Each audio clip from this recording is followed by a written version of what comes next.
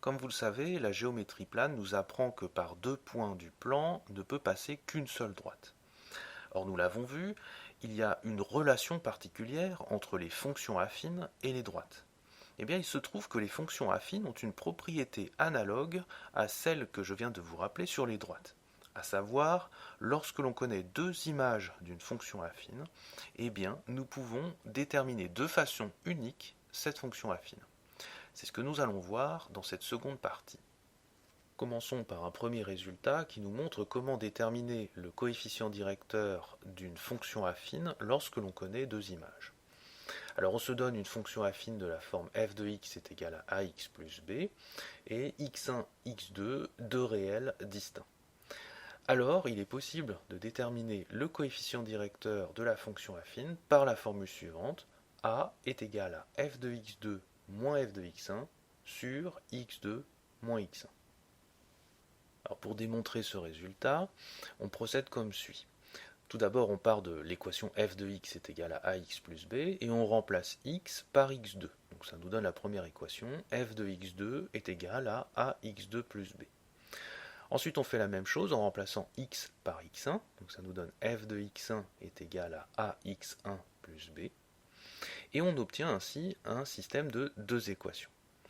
Alors nous allons soustraire membre à membre ces deux équations.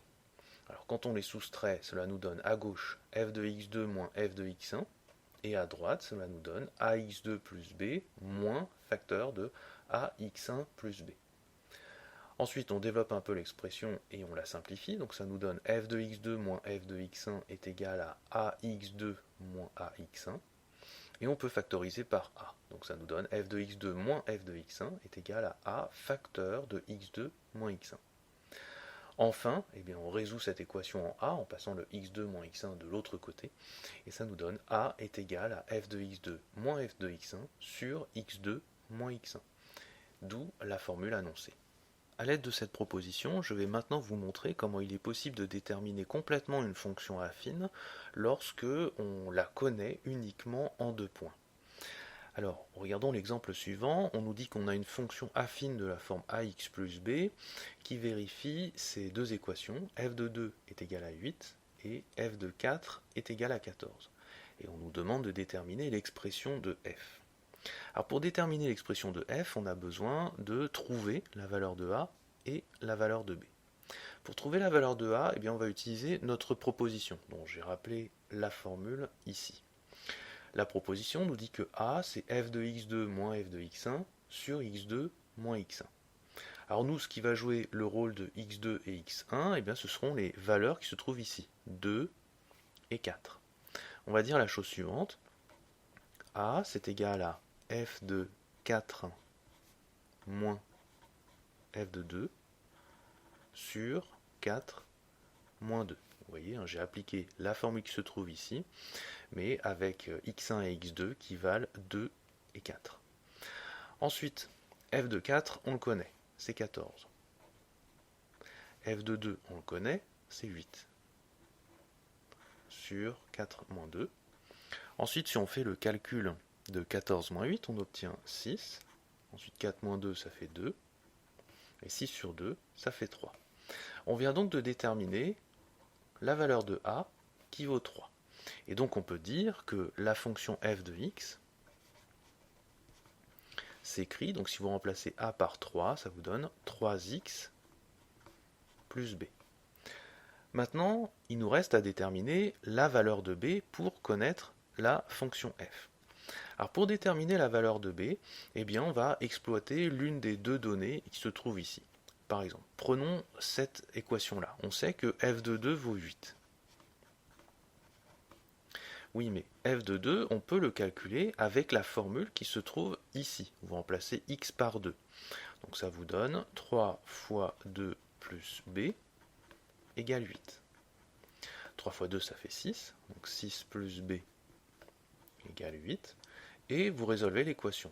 Vous passez le 6 de l'autre côté de l'équation. Donc ça vous donne b égale 8 moins 6, c'est-à-dire 2. On vient donc de trouver que b est égal à 2. On vient de trouver b, on n'a plus qu'à le remplacer dans cette équation. Donc on peut dire que f de x est égal à 3x plus 2.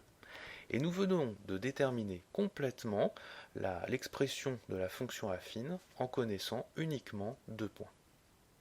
Considérons ce nouvel exemple que je vous invite à chercher par vous-même avant d'en visionner la correction. Alors ici on a encore une fonction affine qui vérifie f de 1 est égal à 6 et f de 3 est égal à 16. Et on va en déterminer son expression. Alors comme tout à l'heure, on va commencer par chercher la valeur de a en utilisant notre formule. Donc nous avons que f de a, ça va faire f de 3 moins f de 1 sur 3 moins 1. Donc on a utilisé la formule qui est ici en prenant x1 égale 1 et x2 égale 3. Ensuite on va remplacer les expressions connues. F de 3 vaut 16, f de 1 vaut 6, toujours sur 3 moins 1. Alors 16 moins 6 ça fait 10, 3 moins 1 ça fait 2, et donc ça fait 5. On vient donc de déterminer la valeur de a. a est égal à 5. Maintenant que nous connaissons a, on peut le remplacer dans l'expression de f. Donc f de x s'écrit comme 5x plus b, puisque a vaut 5, on le remplace. Et pour déterminer b, eh bien, on va prendre une des deux équations et l'exploiter. Par exemple, prenons celle-ci, f de 1 est égal à 6. f de 1 est égal à 6. On peut calculer f de 1 à l'aide de cette formule ici. Donc ça va faire 5 fois 1 plus b. 5 fois 1 plus b est égal à 6. C'est-à-dire 5 plus b est égal à 6. Maintenant, eh bien, on va résoudre cette équation en passant le 5 de l'autre côté. Donc ça fait b est égal à 6 moins 5, c'est-à-dire 1. Donc b est égal à 1. Maintenant que j'ai trouvé b, eh bien, je le remplace ici. Et j'obtiens que f de x est égal à 5x plus 1. Et je viens de déterminer l'expression de ma fonction affine.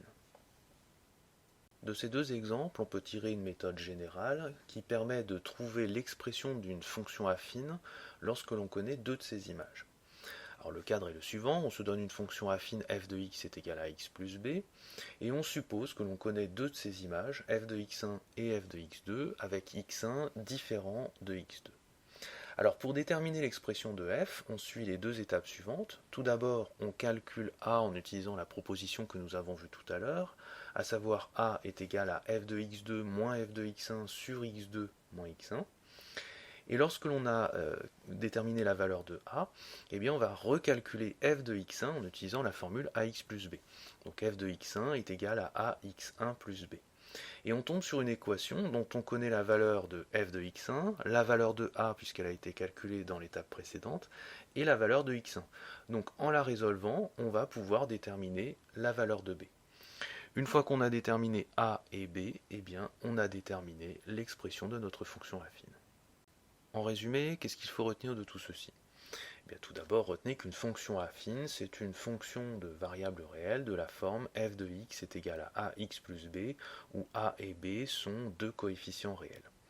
Le coefficient a est appelé coefficient directeur de f, et le coefficient b est appelé ordonnée à l'origine de f. Retenez également que le graphe d'une fonction affine est toujours une droite dont l'allure va dépendre des valeurs du coefficient directeur et de l'ordonnée à l'origine.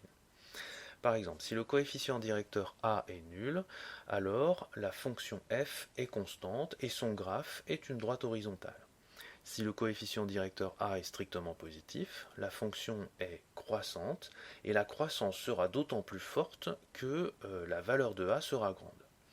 Et si le coefficient directeur a est strictement négatif, alors f sera décroissante et la décroissance sera d'autant plus forte que la valeur de a sera petite. Nous avons également vu que le graphe de f est une droite qui passe systématiquement par le point de coordonnées 0, b, et c'est ce qui a donné son nom au coefficient b ordonné à l'origine. Et nous avons vu également que le graphe de f sera une droite qui sera translatée vers le haut lorsque b est strictement positif, ou vers le bas lorsque b est strictement négatif. Retenez également la proposition qui permet de déterminer le coefficient directeur d'une fonction affine lorsqu'on connaît deux de ces images, à savoir si vous prenez x1 et x2 deux réels distincts et que f est une fonction affine, alors son coefficient directeur a est égal à f de x2 moins f de x1 sur x2 moins x1. Et enfin, retenez la méthode qui permet de retrouver l'expression d'une fonction affine lorsque l'on connaît deux de ces images. Alors, la première étape consiste à calculer le coefficient directeur via la formule a est égal à f de x2 moins f de x1 sur x2 moins x1. Et une fois qu'on a déterminé a, eh bien on calcule f de x1 en utilisant la formule f de x est égal à ax plus b, et on résout l'équation obtenue pour déterminer la valeur de b. Ceci permet donc de déterminer la valeur de a et la valeur de b, donc l'expression de la fonction affine.